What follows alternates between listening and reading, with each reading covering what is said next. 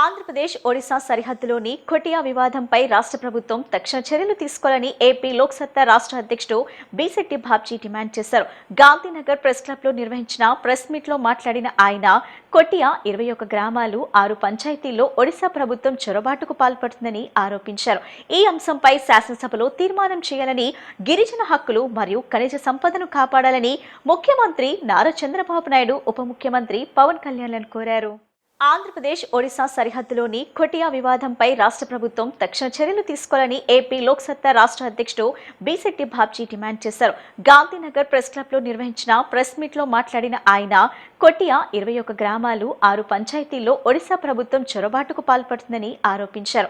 ఈ అంశంపై శాసనసభలో తీర్మానం చేయాలని, గిరిజన హక్కులు మరియు ఖనిజ సంపదను కాపాడాలని ముఖ్యమంత్రి నారా చంద్రబాబు నాయుడు, ఉప ముఖ్యమంత్రి పవన్ కళ్యాణ్లను కోరారు.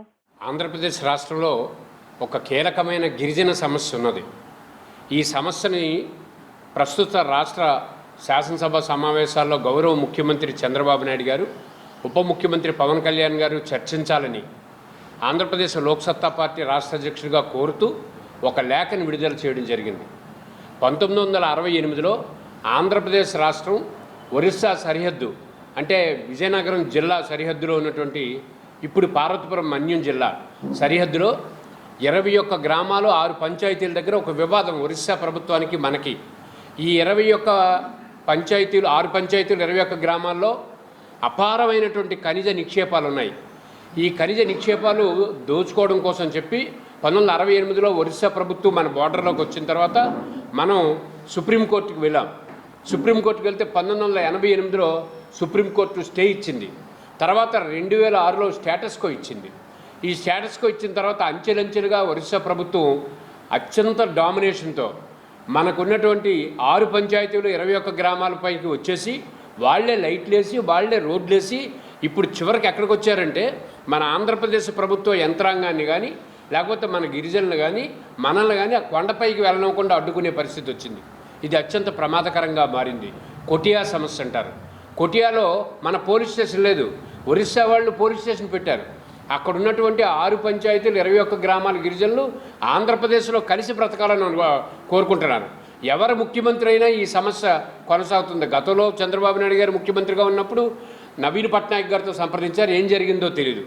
గత ప్రభుత్వంలో జగన్మోహన్ రెడ్డి గారు నవీన్ పట్నాయక్ గారి దగ్గర వెళ్ళారు. ఏం జరిగిందో తెలియదు.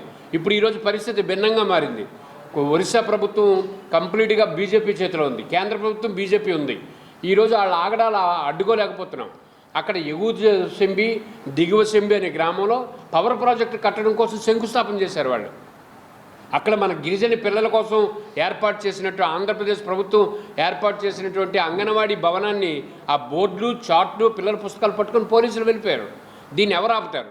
విజయవాడ నగరంలోని ప్రధాన రహదారులను ప్రైవేట్ యాజమాన్యాలకు కట్టబెట్టేందుకు కూటమి ప్రభుత్వం ప్రయత్నాలు చేస్తుందని సిపిఎం రాష్ట్ర కమిటీ సభ్యులు దోనిపూడి కాశీనాథ్ తీవ్ర ఆరోపణలు చేశారు. పీపీపీ విధానంలో ప్రజా సంపత్తిగా ఉన్న రోడ్లను ప్రైవేట్ సంస్థలకు అప్పగించడం సరైన చర్య కాదని ఆయన ప్రశ్నించారు. ప్రజల పన్నుల డబ్బుతో నిర్మించిన రహదారులను ప్రైవేట్ ఆధీనంలోకి ఇవ్వడం ద్వారా భవిష్యత్తులో టోల్ భారం పెరిగి ప్రమాదం ఉందని ఆందోళన వ్యక్తం చేశారు. ఈ నిర్ణయాన్ని సిపిఎం పార్టీ తరపున తీవ్రంగా ఖండిస్తున్నామని స్పష్టం చేశారు. ప్రభుత్వం వెంటనే ఈ నిర్ణయాన్ని వెనక్కి తీసుకోకపోతే రాబోయే రోజుల్లో పెద్ద ఎత్తున ఆందోళనలు, ఉద్యమాలు చేపడతామని హెచ్చరించారు. ప్రజల ప్రయోజనాల పరిరక్షణ కోసం అన్ని వర్గాలను కలుపుకొని పోరాటం చేస్తామని ఆయన వెల్లడించారు. ఇంతకుముందు సమ్మిట్లో చాలా వైజాగ్ సమ్మిట్లో కానీ ఇతర చోట్ల కానీ జరిగినటువంటి సమ్మిట్లో చాలామందిని ఆహ్వానించారు. అబ్బో ఇంకేముంది, అసలు అంతర్జాతీయ పెట్టుబడిదారులందరూ కూడా విజయవాడ నగరంలో G7 దేశాల మాదిరిగా ఓ సమావేశం లాంటిది జరిపి దాంట్లో ఈ ఆంధ్రప్రదేశ్లో ఉన్నటువంటి నిరుద్యోగం అంతటికి ఫుల్ స్టాప్ పెట్టాలని చెప్పనేటువంటిది మేము అనుకున్నాం.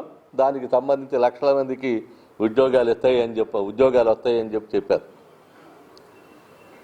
ఒక్క సమ్మిట్ జరిగినా 4 సమ్మిట్లు జరిగినా MOU ఏ ఒక్క కంపెనీ కుదుర్చుకోవాలా. ఇది దురదృష్టకరమైనటువంటి పరిణామం. మెమొరాండమ్ ఆఫ్ అండర్స్టాండింగ్ ఏ ఒక్క కంపెనీ కూడా కుదుర్చుకున్నటువంటి దాఖలాలు లేవు. చూస్తాం, చేస్తాం, వస్తామని చెప్పనేటువంటిది వెళ్ళారు తప్ప ఇప్పుడు బిల్ గేట్స్ కూడా అరటికాయలు చూస్తూ ఉన్నాడు, కూరగాయలు చూస్తూ ఉన్నాడు, వ్యవసాయ క్షేత్రాలు చూస్తూ ఉన్నాడు. అంటే ఇక సాఫ్ట్వేర్కి ఏఐకి భవిష్యత్తులో కాలం ఉండదేమోనని చెప్పనేటువంటి ఎక్స్పీరియన్స్తో ఉన్నాడో ఏమో తెలియదు, కానీ వ్యవసాయ క్షేత్రాల మీద పడ్డాడు.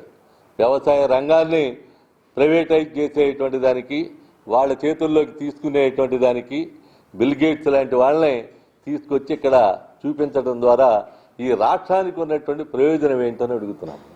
అందుకనే రాష్ట్ర ప్రజల యొక్క హక్కుల్ని, ప్రయోజనాల్ని కాపాడేటువంటి దానికి పీపీపీఏ కాదు, గ్లోబలైజేషన్ అనే పేరుతో అందరినీ తీసుకొచ్చి ఇక్కడ పెట్టి ఒక్క నిరుద్యోగ సమస్య నిన్నగాక మనం పెట్టినటువంటి బడ్జెట్లో నిరుద్యోగ భృతి లేదు. లక్షల మంది నిరుద్యోగులు వీధుల్లోకి వచ్చే పరిస్థితి వచ్చింది.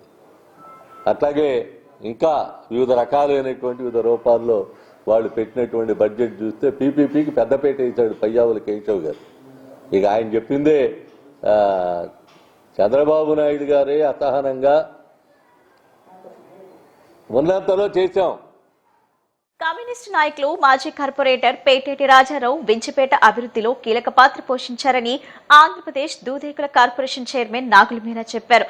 వారి ఆశయాలకు అనుగుణంగా వారి కుమారులు వారి బాటలో పయనిస్తూ పేదలకు అండగా నిలుస్తున్నారని పేర్కొన్నారు. మాజీ కార్పొరేటర్ దివంగత నాయకుడు కామ్రేడ్ పేటేటి రాజారావు 18వ వర్ధంతి సందర్భంగా ఆయన కుమారుడు పేటేటి రాజ్మోహన్ ఆధ్వర్యంలో వించిపేట సిఎస్ఐ చర్చ్ వద్ద పేదలకు తోపుడు బండ్లు పంపిణీ కార్యక్రమం నిర్వహించారు.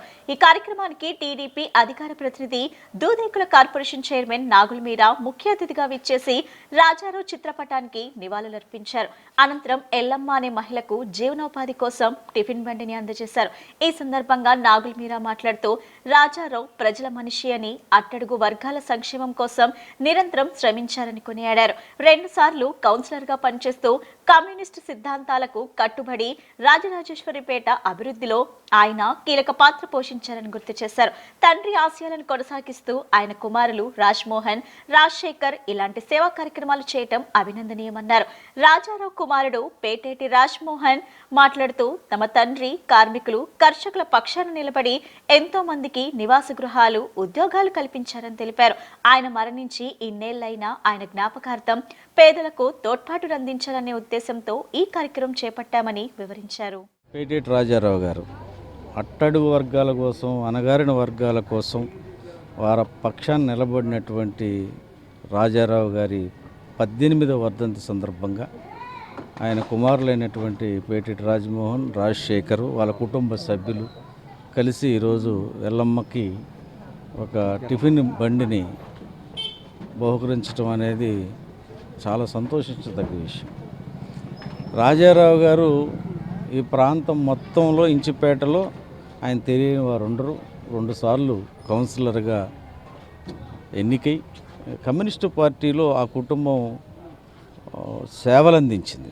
కమ్యూనిస్టు పార్టీలో కూడా ఆ కుటుంబం అనేక పదవులు చేసిన వాళ్ళు ఏ స్థాయిలో ఉన్నా అట్టడుగు వర్గాల కోసం పనిచేసినటువంటి వాళ్ళు. ఇవాళ తనయులుగా వాళ్ళ కుటుంబ సభ్యులు ఈ రోజున ఆయన పేరును స్మరించుకుంటూ, ఆయన పేరు ప్రజల్లో ఇంకా ఉండాలి అనేటువంటి ఆకాంక్షతోటి ఆయన పేరిట అనేకమైనటువంటి కార్యక్రమాలు చేస్తున్నారు. అందులో భాగంగా ఈరోజు టిఫిన్ బండిని ఏర్పాటు చేయటం జరిగింది.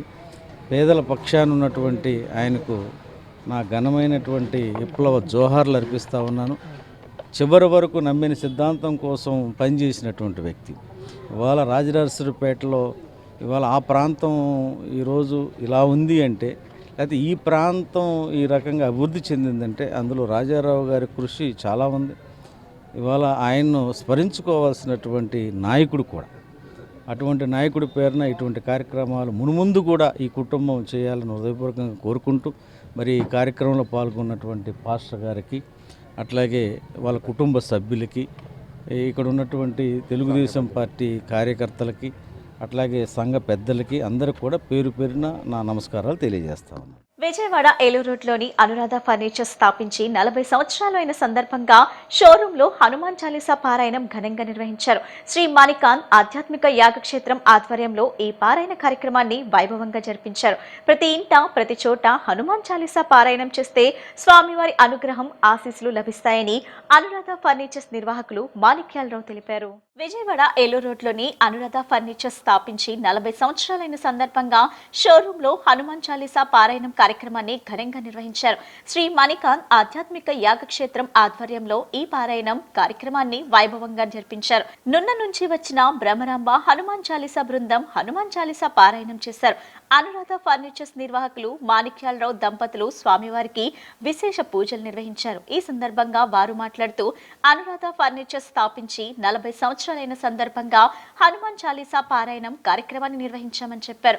హనుమాన్ చాలీసా పారాయణం చేస్తే అంతా మంచి జరుగుతుందని తెలిపారు. స్వామివారి పారాయణం చేస్తే ప్రతి ఇంట ప్రతి చోట స్వామివారి అనుగ్రహం ఉంటుందన్నారు. శ్రీ మాణికాంత్ ఆధ్యాత్మిక యాగక్షేత్రం వ్యవస్థాపకులు డాక్టర్ బిహెచ్ రవికుమార్ మాట్లాడుతూ క్షేత్రం పీఠాధిపతులు నిర్ణయించి ఈ పారాయణం చేయించడం జరుగుతుందన్నారు. స్వామివారి అనుగ్రహంతో అందరికీ మంచి జరగాలని కోరుకుంటున్నామని అందరికీ స్వామివారి ఆశీస్సులు ఉండాలని ఆకాంక్షించారు. శ్రీ మాణికాంత్ ఆధ్యాత్మిక క్షేత్రం ప్రకాష్ శర్మ మాట్లాడుతూ మాఘమాసంలో వచ్చే ఆఖరి రోజు అమావాస్య నాడు ఈ హనుమాన్ చాలీసా పారాయణం చేయటం అనేది చాలా విశేషకరమైనదని అన్నారు.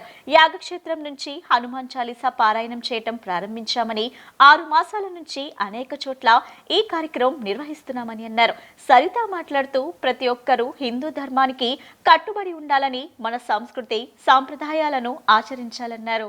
మాఘమాసంలో వచ్చేటువంటి ఆఖరి రోజు అమావాస్య రోజున ఈ హనుమాన్ చాలీసా పారాయణం చేయటం అనేటువంటిది చాలా విశేషకరమైనటువంటిది. మరి మాణిక్యాలరావు గారు మాకందరికీ ఈ హనుమాన్ చాలీసా పారాయణం చేసేటువంటి భాగ్యం కల్పించినందుకు వారు ఇంకా దినదినాభివృద్ధిగా వారు ఎదగాలని చెప్పేసి కోరుకుంటూ మరి డాక్టర్ రవి గారి ద్వారా మేము ఈ కార్యక్రమాలను కూడా చాలా చోట్ల మేము 6 మాసాల నుంచి బాగా చేస్తూ ఉన్నాము. మరి యాగక్షేత్రం మణికాంత్ ఆధ్యాత్మిక యాగక్షేత్రం నుంచి మొదలైంది మా ప్రయాణం. అక్కడి నుంచి దినదిన ప్రవర్ధమానంగా పెరుగుతూ చక్కగా తిరుపతి స్వామీజీ వారి ఆశీస్సులతో కూడా ఈరోజు మేము ఈ కార్యక్రమాలు చాలా చేస్తున్నాము. అందరికీ ధన్యవాదాలు. అందరికీ కూడా ఆంజనేయ స్వామి వారి కృప ఎప్పుడు ఉండాలని చెప్పేసి మా నున్న బృందావన బ్రహ్మరాంబ సమేత మల్లికార్జున స్వామి వారి తరఫున బ్రహ్మరాంబ తెలుగు చాలీసా హనుమాన్ చాలీసా నున్న బృందం చేత మేము ఈ కార్యక్రమం అంతా కూడా చేస్తూ ఉన్నాము. అందరికీ కూడా శుభం కలగాలని చెప్పేసి కోరుకుంటున్నాము. ఇవాళ మన అనురాధ ఫర్నిచర్స్ మాణిపల్లి గారి మాణిక్యాలరావు గారి దంపతులు ఇద్దరు కూడా హనుమాన్ చాలీసా పారాయణం జరిపించడం చాలా విశేషంగా జరుగుతుంది. శ్రీ మణికాంత్ ఆధ్యాత్మిక యాగక్షేత్రానికి సంబంధించిన పీఠాధిపతులు వారు నిర్ణయించి చాలీసా పారాయణం జరిపించడం జరుగుతుంది. సో ఈ సందర్భంగా స్వామివారి యొక్క అనుగ్రహం పొంది అనేక అనేక అనేక మంగళాశాసనాలు వాళ్ళకు ఉండాలని చెప్పి స్వామీజీ తిరుపతి నుంచి ఆశీర్వచనం జరగడం జరిగింది.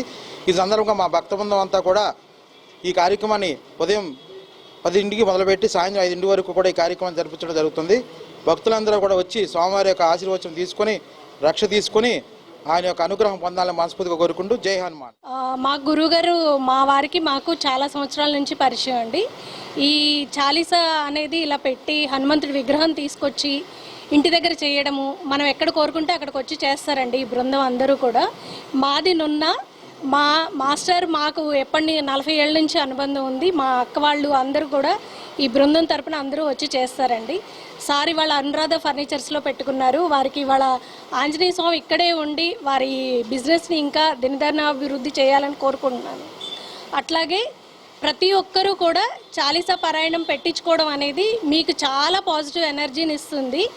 తప్పకుండా అందరూ మన సంస్కృతిని, మన సాంప్రదాయాలని, మన ఆధ్యాత్మికతని ఖచ్చితంగా మనం ధర్మంగా నిర్వర్తించాలి.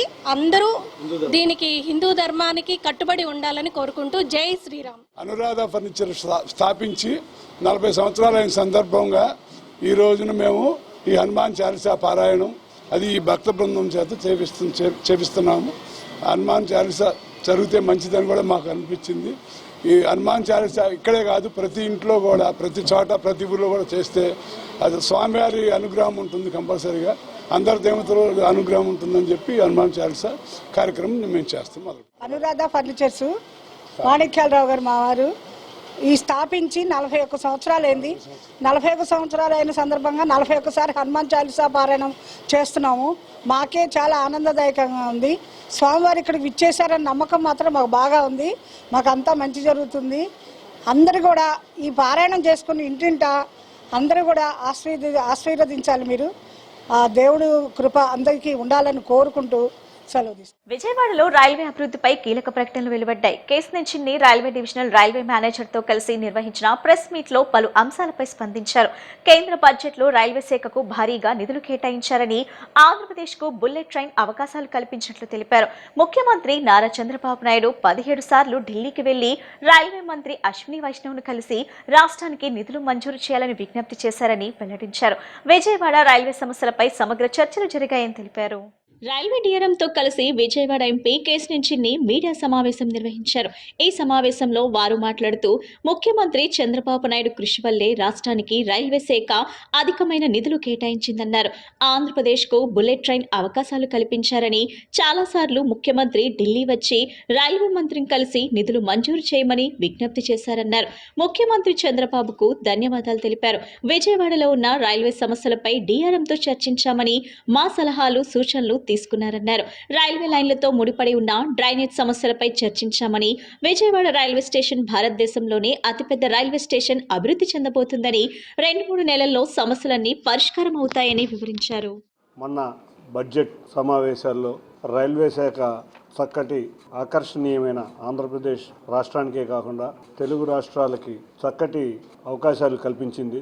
దాంట్లో ముఖ్యంగా మనం చూస్తే బుల్లెట్ ట్రైన్ ఫెసిలిటీ మొత్తం అన్నీ కూడా Pune to Hyderabad, Hyderabad to Chennai, Hyderabad to Bengaluru, Bengaluru Chennai, ఈ విధంగా రైల్వే మంత్రి చక్కటి రైల్వే ఫాస్ట్ ట్రైన్స్ మొత్తం ఆంధ్రప్రదేశ్ నగరానికి వచ్చే విధంగా కృషి చేసేందుకు అశ్విని వైష్ణవ్ గారికి, ప్రధానమంత్రి నరేంద్ర మోడీ గారికి ముందుగా ధన్యవాదాలు తెలుపుకుంటున్నాం. ఈ రైళ్లు ఇన్ని రావడానికి ముఖ్యంగా కారణమైన గౌరవ ముఖ్యమంత్రి నారా చంద్రబాబు నాయుడు గారు ఎప్పుడు ఢిల్లీ వచ్చినా కూడా ఎప్పుడెప్పుడు ఆంధ్రప్రదేశ్కి రైల్వేలు ఎటువంటి జోన్లో కానీ, అమరావతి రైల్వే స్టేషన్లో కానీ, రాబోయే కొత్త రైల్వే లైన్లకు కానీ ఎన్నో విధాలుగా ఆయన దాదాపు సుమారు 15 సార్లు మంత్రి అశ్విని వైష్ణవ్ గారిని కలిసి ఈ బడ్జెట్లో ఇవన్నీ అవకాశాలు ఉండే విధంగా కృషి చేశారు. ఇవాళ చూస్తే డిఆర్ఎం గారి ఆధ్వర్యంలో ఇవాళ విజయవాడ నగరంలో ఉన్న పలు సమస్యల మీద కూలంకుషంగా చర్చించడం జరిగింది. వారు కూడా అధికారులందరూ కూడా చక్కగా మాకు కూర్చుని మంచి సమావేశం ఏర్పాటు చేసుకుని విజయవాడకి రేపు రాబోయే ఆర్ఓబీలు కానీ, ఆర్యూబీలు కానీ, అన్నిటికన్నా ముఖ్యంగా విజయవాడ నగరంలో ఉన్న కొత్త రైల్వే స్టేషన్ రెనోవేషన్ విషయంలో కానీ మా దగ్గర కూడా సలహా సూచనలు వారు తీసుకుంటాం జరిగింది. ఇవాళ మంచి సమన్వయంతో కూడా జరిగింది. అంతేకాకుండా ఎన్నో డ్రైనేజ్ సమస్యలు విజయవాడ నగరం గుండా ఎన్నో రైల్వే లైన్లు వెళ్ళటం వల్ల ఎన్నో డ్రైనేజ్ సమస్యలు కూడా ఎదుర్కోవడం జరిగింది. వాటిని కూడా ఇవాళ కూలంకుషంగా చర్చించాం. వీటన్నిటికీ తోడు కొండపల్లి రైల్వే స్టేషన్లో ఎదురయ్యే సమస్యలను కూడా వారు ఆల్రెడీ టెండర్ రూపంలో ముందుకు వెళ్ళబోతున్నారు. కొండపల్లి రైల్వే స్టేషన్ ని అభివృద్ధి చెందే విధంగా తీసుకువెళ్ళబోతున్నాం. బొడమేరు పక్కనే ఉన్న డ్రైనేజ్ సిస్టమ్ను కూడా రాయనపాటి నుంచి వారి దృష్టికి తీసుకురావడం జరిగింది. తప్పకుండా చర్యలు తీసుకుంటామని వారు తెలియజేశారు. ఐ థ్యాంక్ టోటల్ డిఆర్ఎం గారు and the officers who attended this meeting. We thank you sir. We people of Upsal of Vijayawada, thank you for the addressing the problems which we are being faced. అందరికీ కూడా ముందుగా వారికి ధన్యవాదాలు తెలుపుకుంటున్నాం. Today we had a fruitful meeting with our honorable MP, sir, who has raised a lot of areas of concern, in particularly in Vijayawada area, Vijayawada city area, which has grown by leaps and bounds, and there are capacity constraint in Vijayawada. So he has given a number of useful suggestions about the location of planned stations, how do we handle the enhanced capacity, and regarding the drainage and other issues which are affecting railways and how to go about it. So I am thankful to our honorable MP sir for giving us the suggestions. A number of issues like ROBs, LCs have been raised, and railways is committed to fulfilling all the requirements of the people which have been listed out, and we hope in near future people will feel the benefit of all these activities, ROBs that we have undertaken. వార్తలు ముగించే ముందు ముఖ్యాంశాలు మరోసారి.